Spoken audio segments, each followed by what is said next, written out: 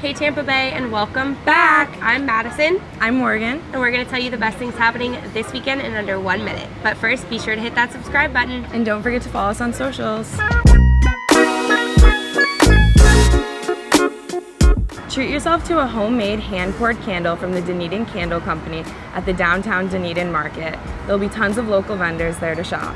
Kick off Pride Month with the Pride Outside Waterfront Festival. Come to NYNY Park to celebrate the LGBTQ+ community and enjoy the beautiful outdoors. There'll be live music, local vendors, and a ton of interactive experiences.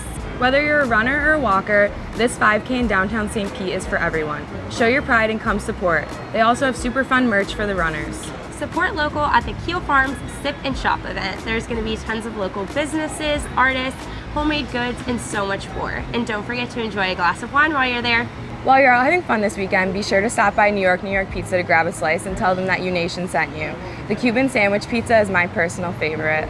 And that's all we have for you this week. Be sure to follow us at Stuff to Do in Tampa Bay on Facebook, Instagram, Pinterest, Twitter, TikTok, YouTube, and the U-Nation app. See you next week. Bye.